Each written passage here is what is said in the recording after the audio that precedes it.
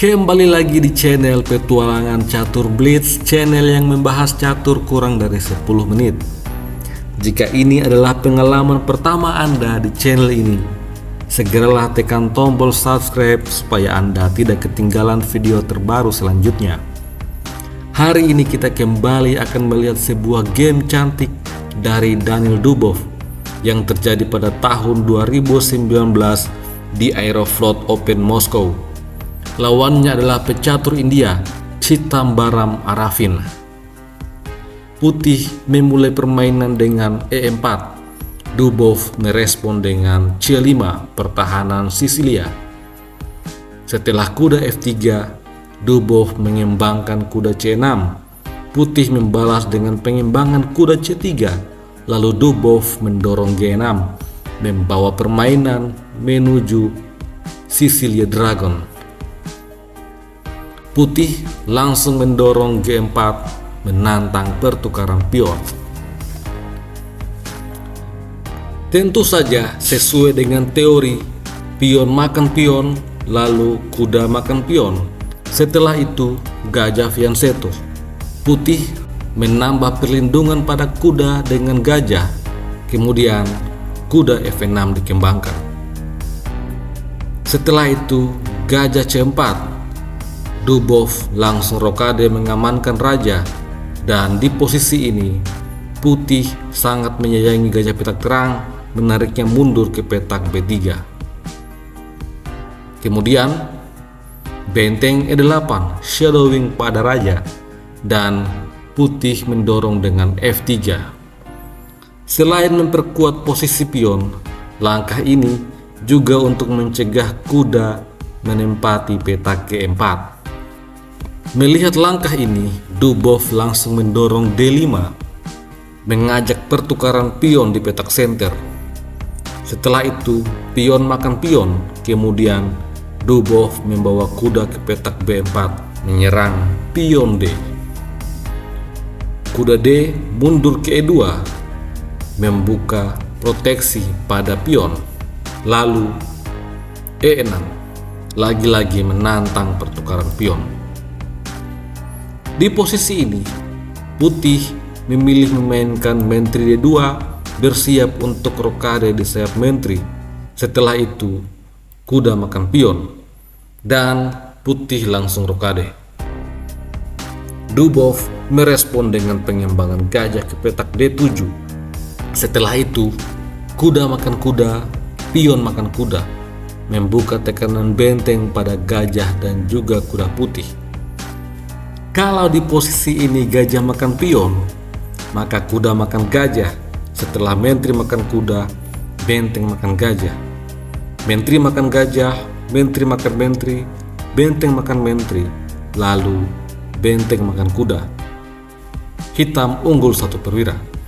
Kita kembali pada permainan sesungguhnya. Putih memilih pengembangan kuda C3. Setelah itu Dubov mendorong A5, menekan gajah Putih. Oleh karena itu, A4 dikirim untuk menghentikan pion, lalu B5.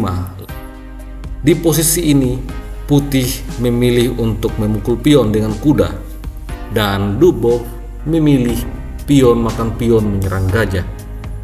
Ini adalah posisi yang cukup kompleks. Salah satu pilihan langkah terbaik adalah kuda makan kuda. Setelah menteri makan kuda mengancam skakmat, maka gajah D4 menyerang menteri. Menteri makan gajah, menteri makan menteri, lalu gajah makan menteri. Setelah itu benteng makan gajah. Pion makan gajah, benteng makan gajah, lalu pion makan pion. Setelah itu raja makan pion. Secara posisi ini akan sangat seimbang. Kita kembali pada permainan sesungguhnya. Putih tidak khawatir dengan serangan pada gajahnya. Dia memilih menyerang balik dengan gajah B6, menekan menteri. Dan di posisi ini, Daniel Dubov memilih untuk mengambil gajah.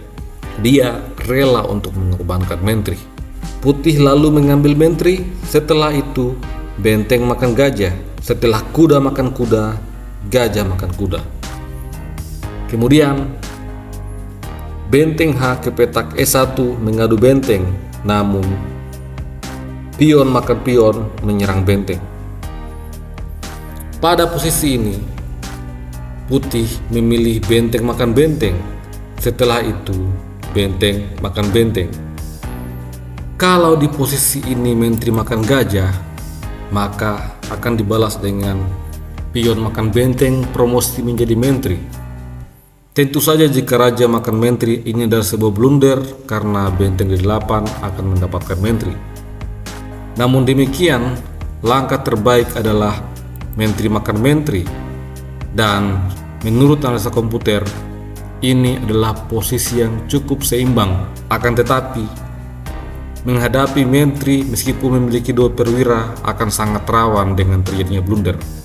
Di posisi ini putih menyadari keunggulannya dan dia lagi-lagi mengadu perwira, benteng E1. Daniel Dubov tentu saja menorak perwira diadu, melarikan bentengnya ke C8, menjaga pion B.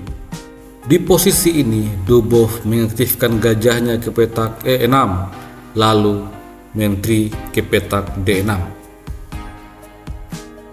Apabila gajah ini pindah, maka gajah F6 akan jatuh. Oleh karena itu, raja melindungi gajah. Di posisi ini, putih sepertinya kebingungan untuk membuat rencana. Langkah terbaik seharusnya adalah H4 dengan tujuan mendorong G5. Jika dicegah dengan H6, maka menteri B6.